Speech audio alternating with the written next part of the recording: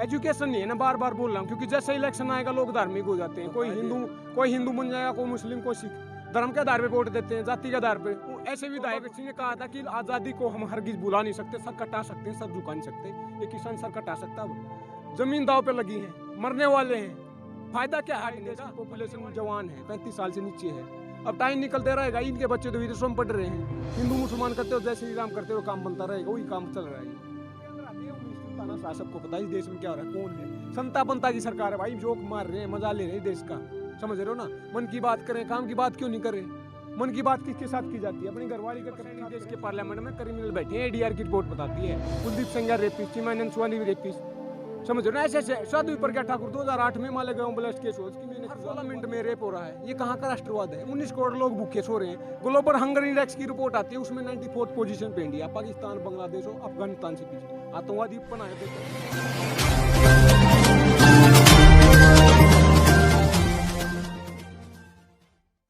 नमस्कार, आज है हम दिल्ली के गाजीपुर बॉर्डर पर। लगातार हम बचपन में एक कहानी सुना करते थे और देशभक्ति की जब जब बात होती थी तो हमें पढ़ाया जाता था कि हमें उन देशभक्तों की कहानी याद आती है, वतन पर दे गए उठती जवानी याद आती है। आज उसी देशभक्ति का जो एक गूंज है वो हर बॉर्डर पर लगातार आपको सुनने को मिल रही होगी, देखने को मिल रही होगी। लेकिन आज क्या ऐसी बात हो गई है कि इस देश के किसानों को ही जो सरकार के द्वारा है, चाहे तो वो हम लोहे की कीलों के माध्यम से देख ले या बैरिकेटिंग के माध्यम से देख ले, जो पक्की दीवारें हैं वो चिनवाई जा रही है, तो ऐसी क्या आज चीज हो रही है भारत देश में? जबकि जो बॉर्डर या बैरिकेटिंग भारत के जो बॉर्डर हैं, जैसे कि चीन, हम देख रहे हैं कि चीन हमारे भारत में एंट्री करता है, वहां करनी चाहिए थी। लेकिन आज सरकारें अपने ही देश के किसानों को, जो कि अन्नदाता है, पेट भरने का काम करता है, उनको रोकने का काम कर रही है। आप खेत में जाओगे ना, कभी खेत में गए हो? किसान का बेटा, मैं बताऊंगा आपको बारे में। वहाँ पे मेड होती है खेत के चारों तरफ, और तार लगाए जाते हैं, आवारा पशु उसके अंदर ना आ जाए। तो ये तार कैसे लगाएंगे? किसानों को आवारा पशु साबित करना चाह रहे हैं, इनडायरेक्टली किसानों की बेइज्जती कर रहे हैं। 10-12 लेयर की बैरिकेडिंग है, तार लगाए हुए हैं, कंक्रीट की बैरिकेड बनाई हुई है, नीचे किले गाड़ी हुई हैं। तो ये क्या दिखाना चाह रहे हैं? यही वही तो है कि किसान आवारा है, कुत्ता बिल्ली है, आवारा पशु, तो भेड़ बकरियां बना रही हैं, हमको इनडायरेक्टली बेइज्जती कर रहे हैं। ये हम 2.5 महीने से हम बैठे, एक भी घटना बता दो आप उसकी, वायलेंस की। आप पीसफुली प्रोटेस्ट कर रहे हैं, आप क्या साबित करना चाह रही सरकार?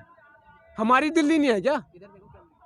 ये क्या गेम चल रहा है? वही तो बात नहीं है। अगर यही बैरिकेडिंग चाइना पे बॉर्डर पर लगाई होती, तो सिक्योरिटी वहाँ होती, तो चाइना हमारे देश के अंदर घुस के गाँव नहीं बसाता। अगर यही बैरिकेडिंग पाकिस्तान के बॉर्डर पर लगाई होगी थी, तो वहाँ पे आतंकवादी घटनाएं इतनी नहीं होती। बोला था ना, जब नोटबंदी की थी, काउंटर फेक करेंसी को रोकेंगे, आतंकवादी घटनाएं घटेंगी। मतलब 200% बढ़ गया है आतंकवाद।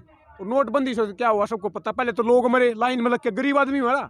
दूसरी बात, जो आरबीआई की स्टडी बताती कि जितना भी धन था सर्कुलेशन में सारा वापस आ गया, बल्कि सारे से ज्यादा वापस आ गया। ये क्या हो रहा है? मजाक है इस देश में। डिवाइड रूल वाली बात अंग्रेजों ने भी किया था, ये भी कर रहे हैं। या तो डाइवर्ट रूल या डिवाइड रूल। हिंदू मुसलमान, जात पात, मंदिर मस्जिद, वही तो हो रहे हैं ना। और क्या चाह रहे हैं? अब जैसे खालिस्तानी आतंकवादी बोलिया, अगर हम आतंकवादी हैं तो हमारा दाना पानी क्यों खा रहे हैं? उगाया तो हमने ही है, अन्न भी हमने उगाया, सब्जियां भी हमारी है, दूध घी भी हमारा है, तो क्यों खा रहे हो? अगर हम आतंकवादी हैं तो हमारा बार बार सरकार क्यों बोले कि किसानों का भला कर रहे हैं? आतंकवादियों का भला क्यों कर रहे हो आप? अगर हम आतंकवादी हैं तो सरकार कार्रवाई क्यों नहीं कर रही? उस होम मिनिस्टर के अंदर आती है सारी, राह है ना, ये आई भी सारी एजेंसियां, दिल्ली पुलिस होम मिनिस्टर के अंदर आती है, तो कार्रवाई कर ले, निकाल ले, मार ले गोली। कौन आतंकवादी है? स्टील के डंडे दे दिए गए दिल्ली पुलिस को। कुछ भी दे ले, वही बात ना, कुछ भी करवा ले। दिल्ली पुलिस तो वही पुलिस है भाई, देख वो भी ड्यूटी करते हैं, वो भी हम किसान के बेटे, सबको पता है।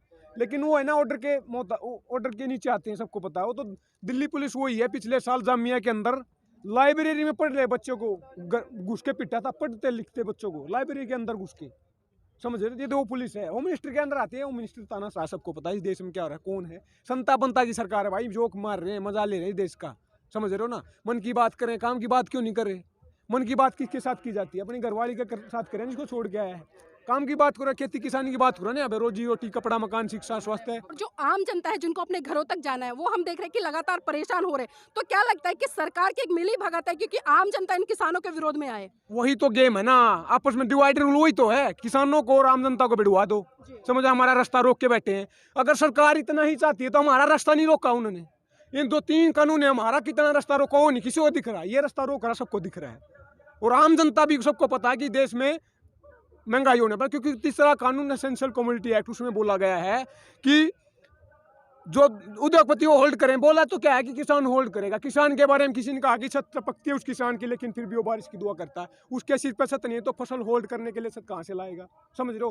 होल्ड करेंगे पूंजीपति, वो गोडाउन बनाने लग रहे हैं। उदाहरण दुमनोल था पानीपत में, हरियाणा से हूँ मैं, वहाँ पे गोडाउन बनाने लग रहे हैं अदानी। ऐसे गोडाउन बनेंगे पूरे देश में, और फिर 20 रुपये में प्याज आलू खरीद के 200 रुपये 300 रुपये मन मर्जी से बेचेंगे।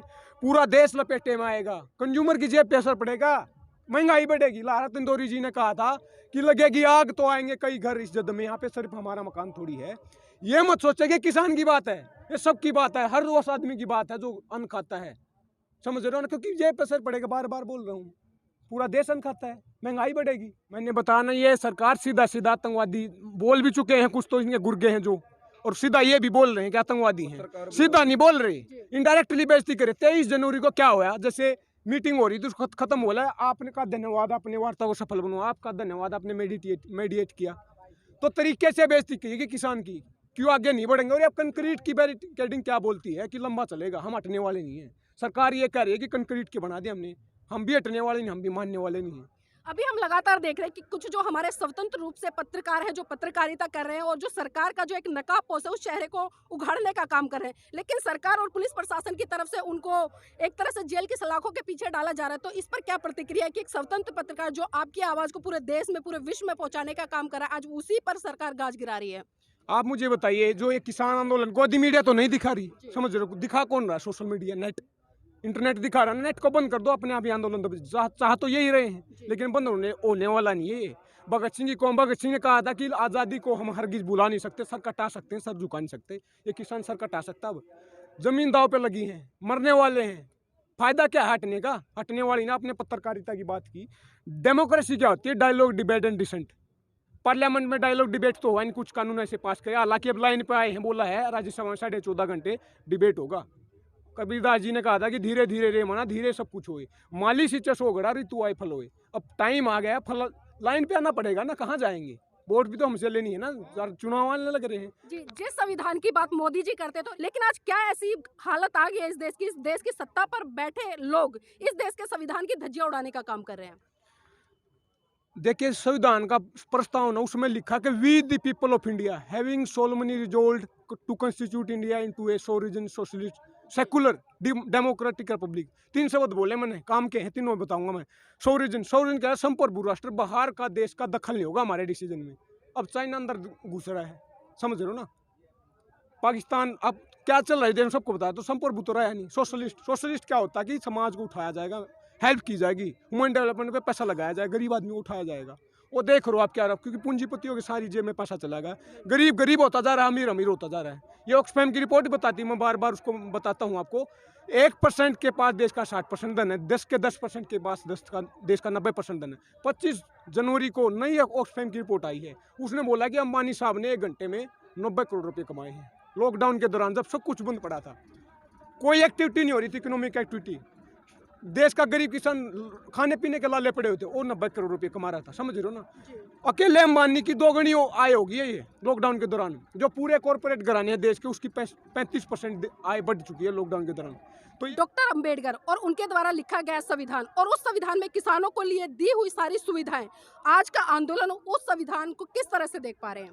डॉक्टर अंबेडकर ने कहा था कि educate, organise and agitate. Education की धराशायी हो गई, मैं बार बार बता रहा हूँ, प्राइवेटाइजेशन हो गया है। आप दिल्ली पब्लिक स्कूल की फीस 12,000 है, एक महीना की फीस है 12,000 रुपये। हम पीएचडी करके आए थे, चपरासी के फॉर्म भरने पड़ रहे हैं, फिर पीएचडी को क्यों करवाई? बीटेक करके आओ आप, 10,000 की या 7,000 की नौकरी, ये मजाक नहीं तो क्या है? संविधान की बात की आपने। 2018 में मान वो हुआ था भीमा कोरेगांव केस, जो देश के हाईली इंटेलेक्चुअल पढ़े लिखे सोशल एक्टिविस्ट हैं, वो जेल के अंदर पड़े हैं, अंडर ट्रायल हैं। नेचुरल जस्टिस क्या बोलता है कि इनोसेंट अंटिल प्रूवन गिल्टी, यहाँ पे उल्टा हो रहा है, गिल्टी अंटिल प्रूवन इनोसेंट, समझ रहे हो? तो जो अंडर ट्रायल है, क्या पता उसका ट्रायल पूरा हो तो वो वर्डिक्ट आए, वो बरी हो जाए, बेमतलब में उसको बंद कर रखा हो तो ट्रायल हो ही नहीं रहा। देश में लगातार जितने भी आंदोलन होते हैं, हम देखते हैं कि चाहे SC ST एक्ट का हो या भीमा कोरेगांव हो या अभी जो एनआरसी वाला हो या अभी फिलहाल जो किसानों का मुद्दा चल रहा है, इसमें भी हमारे बहुत सारे कम से कम 200-250 किसान भाई है जो सलाखों के पीछे डाल दिए गए हैं। लेकिन हम देखते हैं कि जो लोग इन आंदोलनों में दंगे या फसाद कराने का काम करते हैं वो तो बाहर घूमते रहते हैं, लेकिन सरकार की पनाह पर जो निर्दोष लोग हैं जो अपने हक अधिकारों की लड़ाई लड़ते हैं उनको सलाखों के पीछे जाना पड़ता है। ऐसा क्यों? यही तो ना गेम, यही तो है जो सवार का सरकार के जैसे फांसीवाद होता, फासिज्म बोलते हैं। जर्मनी में जब हिटलर तानाशाह था उसने यही लेके आया था, उसने खुद को लोगों को नहीं मारा, राष्ट्रवाद इतना घर कूट कूट के भर दिया, फर्जी राष्ट्रवाद पोलराइज कर दिया सोसाइटी को, रेडिकलाइज कर दिया। लोग आपस में लड़ रहे थे, वो कुछ नहीं कर रहा था, उसका नाम था सिर्फ, वही यहाँ पे हो रहा फर्जी राष्ट्रवाद है। समझ रहे ना? जब आप मुझे बताइए अब यहाँ पे हर 16 मिनट में रेप हो रहा है, ये कहाँ का राष्ट्रवाद है? 19 करोड़ लोग भूखे सो रहे हैं। ग्लोबल हंगर इंडेक्स की रिपोर्ट आती है, उसमें 94th पोजीशन पे इंडिया, पाकिस्तान, बांग्लादेश और अफगानिस्तान से पीछे। आतंकवादी पनाह देते हैं ना, वो आतंकवादी देश है, उनसे पीछे। ये फर्जी राष्ट्रवाद नहीं तो क्या है? आप कोई भी सोशल पॉलिटिकल इकोनॉमिक इंडिकेटर उठा के देख लो, इंडिया 150 पार मिलेगा। तो ये है क्या फर्जी राष्ट्रवाद? तो यही तो चाह रहे हैं, जो बोलेगा मैंने डायलॉग डिबेटेड डिसेंट डेमोक्रेसी होता है, डिसेंट को दबा दो। जो पढ़े लिखे कुछ आवाज है, भी माँ कोरेगांव का नाम क्यों लिया मैंने? क्योंकि आप पढ़े लिखे तो उस समाज के, दलित समाज के, वो सारे अंदर डाल रखे हैं। उनकी आवाज़ कौन बनेगा? कोई नहीं। पढ़े लिखा ही तो आज सुन बनता है, आवाज उठाता है। ये चाहते हैं गोबर मूत्र की, हिंदू मुसलमान की, मंदिर मस्जिद की, फकीरी की, इनकी बात करते रहो, काम निकलता रहेगा, सवाल पूछेंगे नहीं, लूटते रहो देश को। जो एजुकेशन का इस देश में बजट है उसका ही पैरेलल विदेशों में जाता है। विदेशों में केवल 4 लाख बच्चे पढ़ते हैं, यहाँ पे 15 करोड़ हमारे बच्चे पढ़ते हैं। और विदेशों में किसके बच्चे पढ़ते हैं? ब्यूरोक्रेट, पॉलिटिशियन और कैपिटलिस्ट उद्योगपतियों के। समझ रहे? ये लूटपाट नहीं तो क्या है? देखिए हम जुड़ चुके हैं। किसी ने कहा था कि हार हो जाती है जब मान लिया जाता है और जीत होती है जब ठान लिया जाता है। देश का किसान ठान क्या है? हटने वाले नहीं यहाँ पे, और सब एक हैं। जी, कोई ना कोई आंदोलन उसकी कुछ ना कुछ सीमाएं होती है, समय निर्धारित होता है कि जब तक सरकार हम एक समय देते कि इस समय तक अगर सरकार हमारी डिमांड पूरी नहीं करती चाहे तो हम आंदोलन से हट जाएंगे या आगे बढ़ जाएंगे। तो क्या लगता है किसान आंदोलन कितनी समय सीमा तक आगे बढ़ने का प्रयास करेगा? 2024 मई तक बैठेंगे, सरकार बदलू आगे जाएंगे अगली। समझ रहे हो ना? आप मुझे बताइए 1.5 साल के लिए होल्ड के बोल रहा है, या तो होता है कानून या नहीं होता। होल्ड का क्या होता है? सस्पेंशन का क्या होता है? सस्पेंड कर रहे हैं ना, सरकार को सस्पेंड कर लो ना आप 2 साल के लिए, 1.5 साल के लिए हटाओ सरकार को, क्या दिक्कत है? अब दोबारा आएंगे क्या हम 1.5 साल बाद यहाँ पे? वो बात क्या है कि 2-4 राज्यों में चुनाव हो, निकल जाएंगे, सरकार बन जाएगी। बार बार तो ये मजमा लगता नहीं है ऐसा। समझ रहे? यही तो चाह रहे हैं, वोट बैंक का तो चक्कर होता सारा, और क्या है? सुप्रीम कोर्ट एक स्वतंत्र इकाई मानी जाती थी और इस लोकतांत्रिक देश में सबसे बड़ी इकाई मानी जाती थी, लेकिन हम देख रहे हैं कि आज वही सुप्रीम कोर्ट कहीं ना कहीं इस सरकार की पनाह पे काम कर रहा है और एक तरह से इनके नीचे दबा हुआ है। यही तो है। 2018 में जनवरी फरवरी में 4 सीनियर मोस्ट जज सुप्रीम कोर्ट के आगे बोलते कि संविधान खतरे में, देश खतरे में। उनमें एक जज थे रंजन गोगोई साहब। उसके बाद 2 राज्यसभा चीफ CGI बनते हैं, और उसके बाद रिटायर होने के बाद राज्यसभा में बैठे। ये तो वही बात होगी, जो सरकार के पक्ष में बोलेगा राज्यसभा में जाएगा, जो खिलाफ बोलेगा जस्टिस लोया बनेगा। समझ रहे हो ना? इस देश में chief justice of India Ranjan Gogoi, नाम लेके बोल रहा हूँ मैं, उस पर रेप के चार्ज लगे थे। भगवान के समान, भगवान की तरह माना जाता है सुप्रीम कोर्ट को, सर्वोच्च न्यायालय बोलते हैं ना। उस पर रेप के चार्ज बचा क्या? नहीं, ये तो हम अक्सर देखते हैं कि भारतीय जनता पार्टी के चाहे विधायक हो या सांसद हो या अन्य कोई भी जो भारतीय जनता पार्टी में आता है, चाहे वो कितना बड़ा रेपिस्ट है, ऐसा कितना बड़ा आतंकवादी है, लेकिन जैसे वो भारतीय जनता पार्टी ज्वाइन करता है तो एक तरह से पवित्र और साधुवाद की डिग्री में आ जाता है। यही तो गेम है। 43% इस देश के पार्लियामेंट में क्रिमिनल बैठे हैं, ADR की रिपोर्ट बताती है। Kuldeep Sengar rapist, Chiman Swani rapist.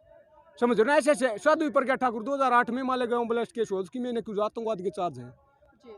वो कानून बना रहे हमारे, क्रिमिनल कानून बनाएंगे तो ऐसे ही कानून बनेंगे। मरने अभी 15 महीने के लिए कानून स्थगित कर दिया गया है और 15 महीने में हम देख रहे हैं कि कई राज्यों में चुनाव भी होने हैं। तो क्या देख रहे हैं कि जो चुनाव है उसमें जो भारत देश की जनता है इस सरकार को वोट देगी या नहीं देगी? कोई शक है क्या? एक वोट नहीं जाएगी, देख लिया ना। और बार बार थोड़ा देखिए, किसी ने कहा था कि एक गलती एक बार होती है, एक बार का 2 बार का भूला भूला होता है, बार बार भूला कुछ और ही होता है। समझ रहे लेकिन हो? यही बात हमने जो NRC के मुद्दा जब चल रहा था उस समय भी हमने लोगों से सुनी थी और लोगों की प्रतिक्रिया लगातार ये आ रही थी कि आने वाले लोकसभा के चुनाव में भारतीय जनता पार्टी को वोट नहीं देंगे, लेकिन उसके बावजूद भी हमने देखा कि पूर्ण बहुमत के साथ में ये सरकार सत्ता पर काबिज होती है। एजुकेशन नहीं है ना, बार बार बोल रहा हूँ, क्योंकि जैसे इलेक्शन आएगा लोग धार्मिक हो जाते हैं। कोई हिंदू बन जाएगा, कोई मुस्लिम, कोई सिख, धर्म के आधार पे वोट देते हैं, जाति के आधार पे। ऐसे विधायक टिकट दी जाती है, जो होते हैं ना विधायक वगैरह, उनको जाति धर्म के आधार पे टिकट जाती है, उसी आधार पे वोट दी जाती है। तो एजुकेशन तो है नहीं, बात वही है।